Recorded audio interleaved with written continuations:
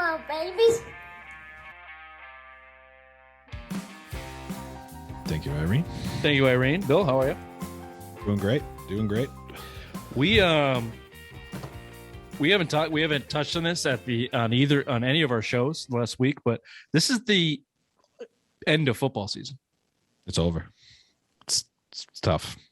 It's tough. You don't know. Uncertainty of baseball is huge for me, anyways. You still watch it where they just the players just rejected the owner's proposal today. Don't get me angry. All right. Don't get me mad that we're starting the show.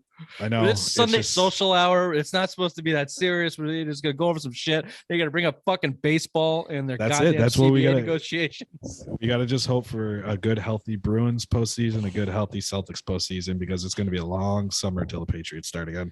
Fucking A, yeah.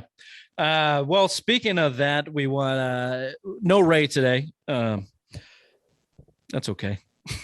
Yeah. Disrupts the show. Just leave it at that. That's okay.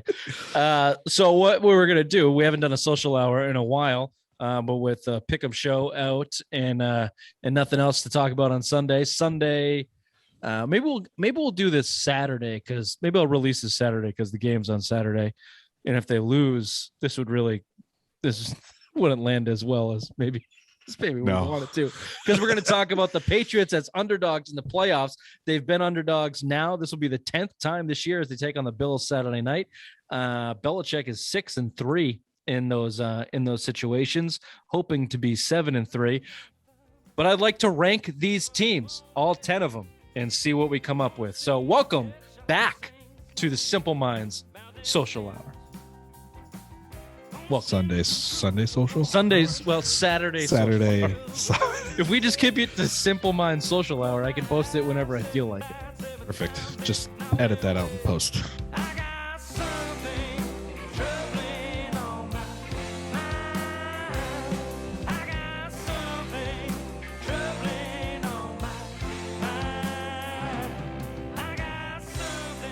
See, if Ray was here, he would hold me to whatever the fuck his stupid brain wanted to happen. And then he'd text me at 6 a.m. on Sunday to get the fucking show out as I'm hungover. Is your reminder. Dealing with a crying child. If you're dealing with a crying child, then check out White Birch Brewing, the best craft brewing in New Hampshire. Bill, address, please. 460 Amherst Street. National New Hampshire. I forgot to say that. National New Hampshire, 460 Amherst Street, the good side of Amherst Street. Get down there, get yourself a flight, a pint. They got a nice sour coming out. We've heard Blueberry pineapple. It's purple. You know, it's good if it's purple. Mm-hmm. If you can't get down there to try that, then get it at your local beer store. Wherever you get it, tell them the Simple Minds boys sent you. White Birch Brewing. All right, let's run through these teams. There have been 10 teams as underdogs in the Belichick era in the playoffs.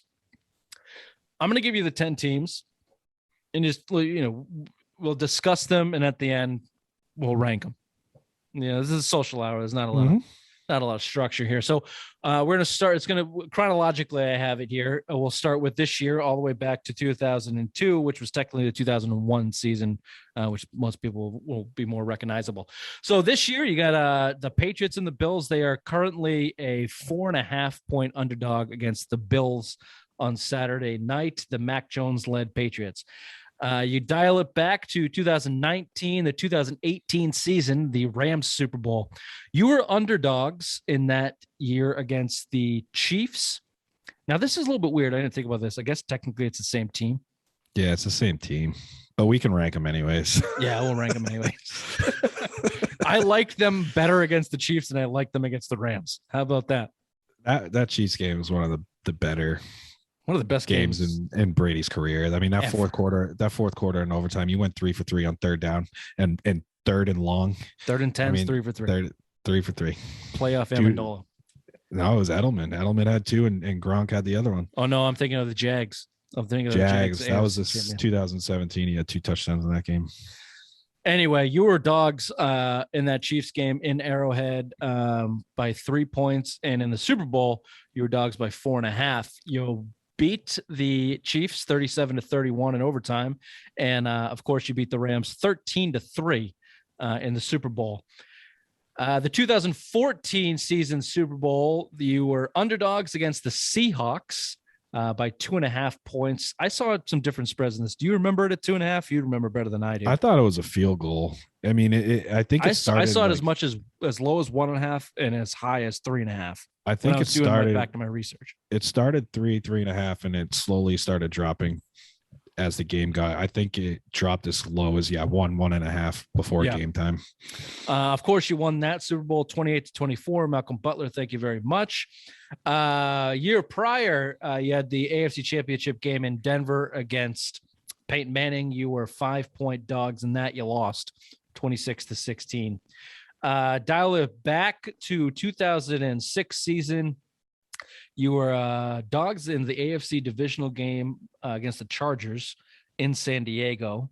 You were 5-point dogs there. You won 24-21 in one of the most improbable, memorable. Troy Brown fumble on the interception. Incredible. I mean, they should have never won that game. Brady threw 4 interceptions. You single-handedly cemented Phillip Rivers as the loser that he would perennially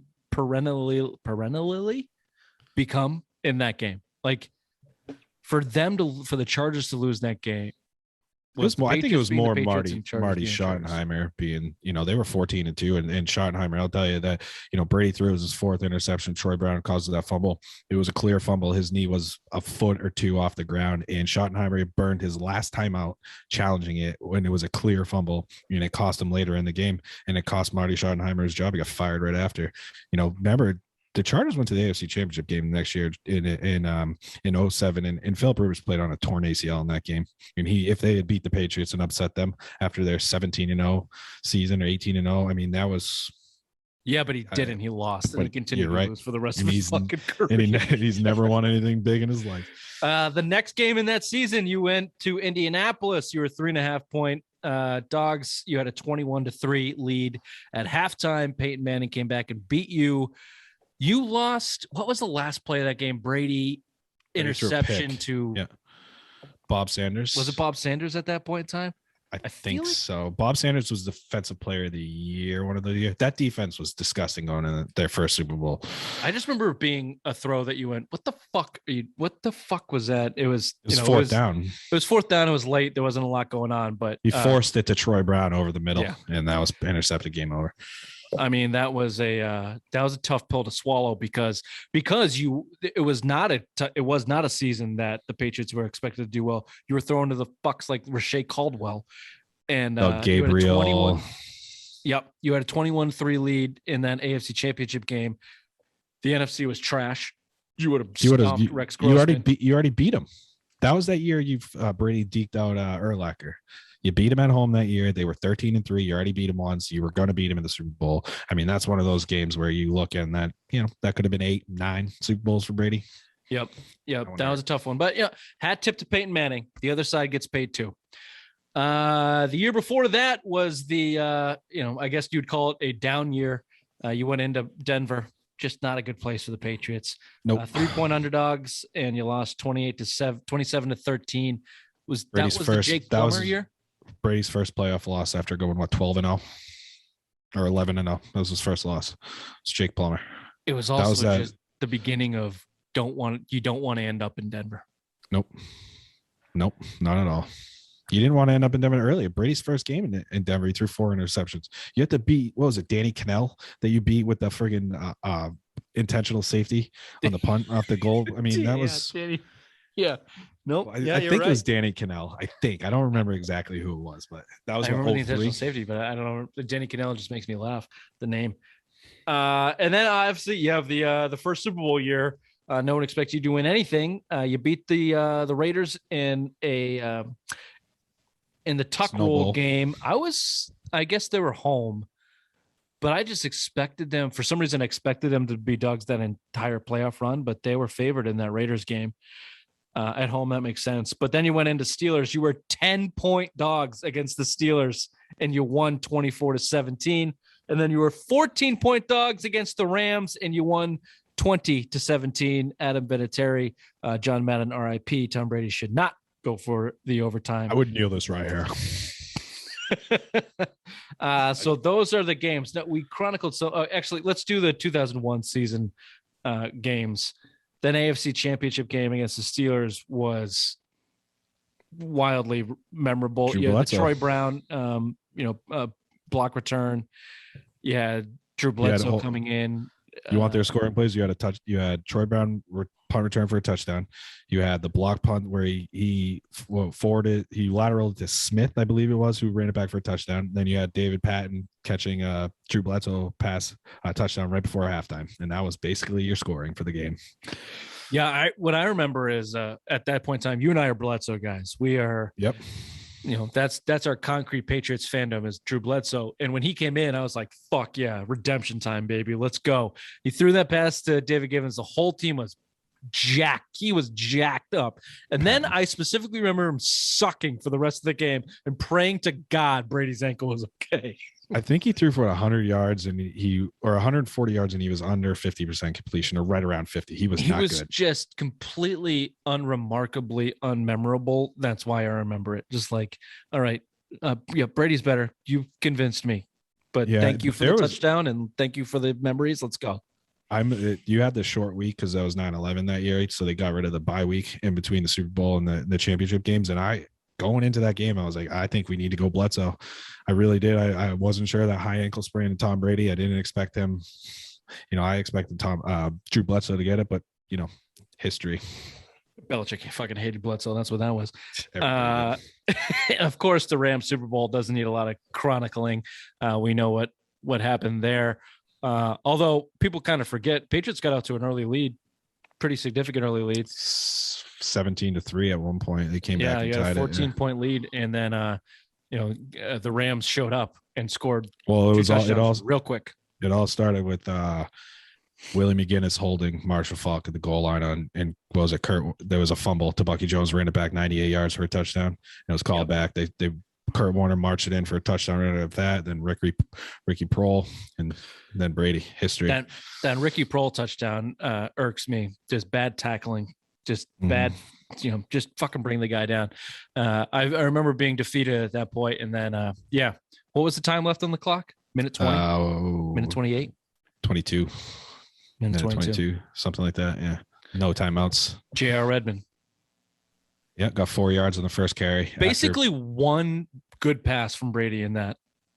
In terms of like difficult good pass, Troy Brown for, was it 18 yards over the middle out of bounds? Yeah. But before that, it was J.R. Redmond check down, and then Wiggy got the final one for 7 yards that set him up. But I mean, J.R. Redmond, you gotta remember Brady almost got strip sacked in that first play.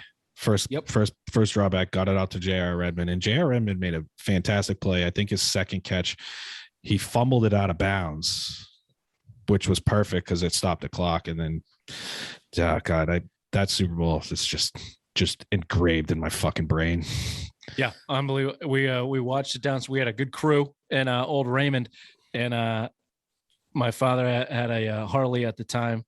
Super Deluxe, that obviously it's the winter, hasn't been started since fall. He revved the engine all fired night. The fucking thing up.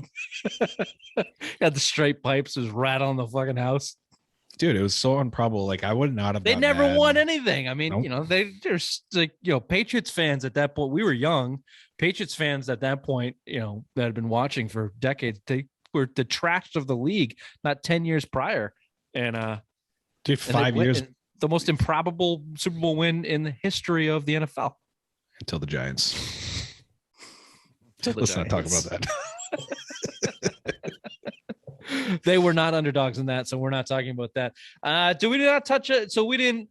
We've done Brady's best games before. We did a lot of the Seahawks Super Bowl talk. We haven't talked about this one much, but they were underdogs in that game. The Seahawks defense were touting the best defense since Ray Lewis's murdering 2000. Obviously, the Bears' 85 defense is what people consider the pinnacle. I think that gets a little bit overrated, frankly, if you go back and kind of look at things. But what were they? The Legion of Doom, in Seattle? Legion of Boom. The Legion of Boom. Yeah. Look, they were fucking good, and they destroyed Peyton Manning. And that's they put up like 48 or 50 or something. It was 45-8. Yeah, I think it was the final of that game. Yeah, it was bad. Absolutely disgusting. And obviously, Brady's fourth quarter, a lot of people consider his Mona Lisa in that game. I do. Me included. And you still needed a Malcolm Butler, miracle to win. Mm-hmm. All right, we're gonna rank them. Yeah, let's rank them. Well, how do you want to do? We've got 3 years. We got 3 dogs that are the same team. So let's just consider them one. Okay. We got it. So we got. Here's how we'll start this. And last is this year. Yep. yeah, definitely 2022 Patriots first Bills. 2022 is definitely the Patriots. And we'll just in the ones that have 2 underdog, we'll just call them ties. Yeah. So we'll go 1 through 10. All right. Coming in 9th. Where do you want to go here? 06 Broncos, Brady's first loss. I thought that team was not good. That 05 team was not good at all. The 06 team I didn't think was that great either, but I thought that divisional game, I mean, Champ Bailey, 100-yard touchdown return. That was probably one of his worst playoff games, and I just don't think that team was very good. I'll give you that one, but I'll also challenge you with the 13 Broncos game. Yeah, that's right up there too. I think that 05 defense was still good for the Patriots. In 2013, if you read that offensive line, I think they were playing guys off the street. Well, the wide receiver, that was the Austin Collie year. Who's that? Matt Mulligan, the tight end. I almost go that year's worse.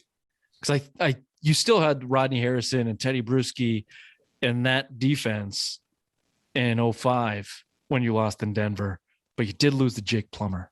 And you lost in the divisional round. Not that you went to the AFC Championship game in that 06. I'll give you it on the division. I'll give you it on the divisional round argument.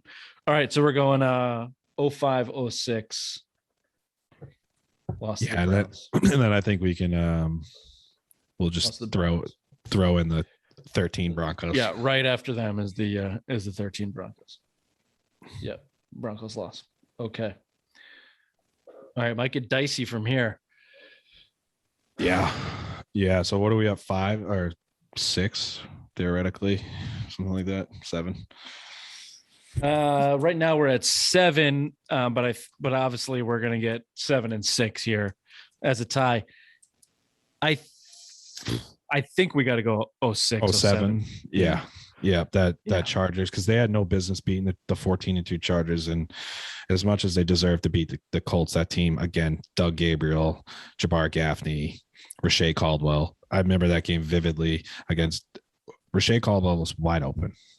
No one was covered him, and he. Oh, that was if it was happened today, the memes out of that fucking guy's eyes. Rest in peace, by the way. Rest in peace, Rashae Caldwell. But his fucking eyes, how big can your eyes get and not catch that goddamn ball in your chest? You would have walked into the end zone and the game would have been over and you would have spanked. It hurts me that I boycotted the Colts Bears Super Bowl. I was so pissed off in that game. I locked myself in my bedroom. I watched football movies, and it was the only Super Bowl I have not watched in my lifetime. I was just so disappointed in it. And frankly, the Colts didn't really deserve to win that either. They played like shit. Peyton Manning with a terrible fucking interception in that game too. I've never locked myself. I've never been hurt by anything like that except for the 07 Patriots, which of good we won't talk about. Yeah. No, I was at the time, but Atlanta made up for that. Yeah, definitely. A little bit. Nothing's going to make up for the undefeated season. Because no one would ever have done it. You would have been the only one. Ever done it. Such a shame. Such a shame. Fuck you, Strahan. Enjoy your space, you prick. Justin Tuck. Fucking Tuck. Helmet catches. Don't ever send me a goddamn helmet catch again.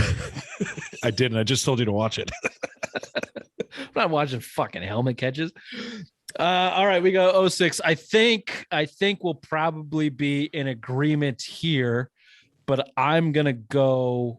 Let me make sure I have this right. I'm gonna go with the 2018-19 Super Bowl team, Chiefs and Rams. Yeah. I like 02. Do you? This is close. I think it's close. I mean, Rookie Think about the quarterback. team, though. Think about the team. And let me plead my case. This is actually, they're both really close because they both kind of started the similar 11 trajectories. 11-5 on the That road in the AFC 2018 Championship. team kind of stunk offensively for most of the year. They were terrible until they played the Bills and the Jets in the last 2 games of the season. They rediscovered their run game with Shoney Michel and Rex Burkhead, and then it was 38-0 at halftime against the Chargers. Everyone thinks we suck, blah blah blah blah blah, which was Brady. After that, I mean, that game was over instantly. I mean, that 0-2 team was the same way. I mean, at one point you were 5-5. You had just lost to the Rams and Kurt Warner, and then you never lost again. I just think, yeah, no, I'm going with the 18-19 team here. I'm going to put the 0-2 team up. I think the 0-2 team defense was. I think they were better. I think you had better playmakers and better. I think it was a better team. Oh God, dude, Anthony Pleasant, Bobby Hamilton was there. Fucking Roman Pfeiffer. Dude, Willie McGinnis those years, Ted Johnson, like the list goes on and on. Those teams, that 0-1 team, Brian Cox, and Brady's first win against the Colts. I mean, Brian Cox set the tone with a fucking nasty hit on Marvin Harrison early in that game. Yeah, I remember that. I think that team was a veteran-laden team. Bill built it from scratch. 26 new guys came in. I'm putting the 18 team above. Lower than I am the 0-2 team. That 0-2 team deserves the 4 and 5 spot or whatever. I agree with you. I think that 18 team was brought together at the end, and the timing was just right. And if they had to play a week longer or a week earlier, then they probably would have faltered. And if you didn't go up against a shell-shocked McVay in that team and a useless quarterback, you probably lose. And you got your 1 in 100 chance, and you had Tom Brady to beat the Chiefs. Same way. The Chiefs was the Super Bowl. Yeah. The same way against the Rams. You know, you can compare those 2 games. The 2018 Patriots against the Chiefs in overtime and the 2001 Patriots against the Rams. Very similar. So, but I agree with you. I think the 0-1 team is better than the 18 team. So we're going to go 2018 for 4 and 5 and 4. We're going to go 2001 for 3 and 2, which obviously just leaves us the Seahawks team, which they were awesome. Yeah, I mean, they retooled with Revis, Brandon Browner. I mean, you remember that Logan Ryan, who started in 15-16, was one of the better cornerbacks for the Patriots have had in this, especially the second dynasty, and he was a 4th or 5th corner. You know, I mean, you had Denard there as another 4th or 5th corner. I mean, just what they did in that offseason at the 342 yards, 13 of 14 in the 4th quarter, 2 touchdowns. I mean, coming back from 10 points down against that team, that it will always go down as the number 1 game in my eyes. And Tom Brady that is his Mona Lisa. I think that the cards for that team were stacked against them. You hadn't won a Super Bowl in 10 years. You had questions with Jimmy Garoppolo coming in that he alluded to this week or last week when it came to his. What a Man in the Arena, where the fuck his stupid show is called. Next documentary is. And I mean, they were. This is where obviously the 28-3 game comes into play in terms of Brady's best games, and certainly I could argue both, but I lean Seattle because people forget the pressure. They hadn't won in 10 years. They had lost 2 in between. They had drafted a quarterback. There was controversy. This was the beginning of the split between Brady and Belichick. Spygate that season, 2 weeks before. So yeah, I think people forget the amount of scrutiny and pressure on the Patriots at that point in time. And you had Seattle as this next quote unquote dynasty coming up. They had just won the Super Bowl. Their defense was the best in 10, 20 years. And for Brady and that offense to go out and do that in the 4th quarter,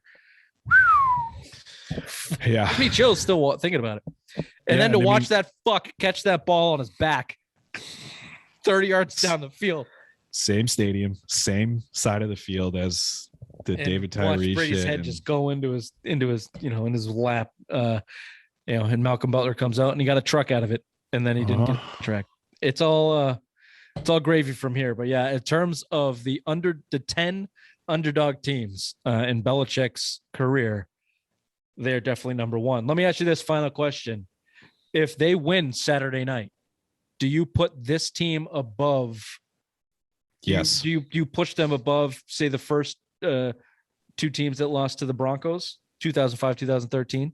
I put them above the 05 team, maybe, because that 05 team still had Tom Brady, and I think their defense and Rodney Harrison was coming up two All-Pro years, minus Welker and Randy Moss. Call it. I know that there's more players, but minus those two players, impact players, that team went undefeated a couple years later.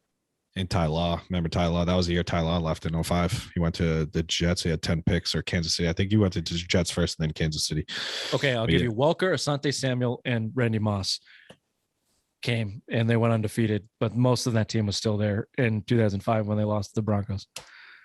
Yeah, I think it's going to be hard for Mac Jones's team to get above anybody led by Tom Brady in that era, and in the 20 years of Tom Brady, it's going to be hard to match the teams, except for 09 or Shit, I might even put the 02 team above the Mac Jones led Patriots. They didn't even make the playoffs. I'm not even kidding. I mean, honest to God, I put the 08 team again over Mac Jones. You know what I mean? I mean, that's just the only season I would take Mac Jones over was what we saw last year. Cam Newton. Yeah, that's not crazy to say. I mean, it was Tom Brady. And even that 11 team just came off of 18-1, basically brought back the same roster minus Tom Brady after game one. Still won 11 games. I'd still would have taken them over this team. I mean, yeah, sorry, what did I say? 11? Yeah, sorry. They went to Super Bowl in 11, which they never had a fucking. I was baffled that they weren't underdogs in that Super Bowl run. I'm surprised they weren't underdogs against Baltimore that year, honestly. Yeah. In the playoffs. I was at that game. That was a Billy Cundiff game. I didn't even, I mean, the guy I was with couldn't even watch it. I don't know what the spread was. It must have been probably basically 3. Pick 'em. Yeah, it's probably 3. Yeah. I looked at a couple of the Baltimore games, and Baltimore's never been favored against. Obviously, Baltimore's never been favored against. They've always been on the road. Yeah, yeah, they've always been on the road. And that 09 team where Ray Rice 80 yards. It's like, nope. Bye-bye. It's 28-0 at halftime or something like that. That was the quickest I've ever shot a playoff game off. I can't watch this shit. Well, I'll text you Saturday night around 9. See where you're at. I'm gonna watch the whole game, but yeah, I might not be happy. All right. Let us know what you think of of our rankings and your rankings. I think we fucking nailed it. I don't know how you would argue what we came up with, but this has been the Simple Minds Social Hour. January. Nope, I'm not even gonna give you a date. I'm not gonna give you a day. Just whenever this comes out is when it comes out. Enjoy it. Bye-bye. Bye-bye.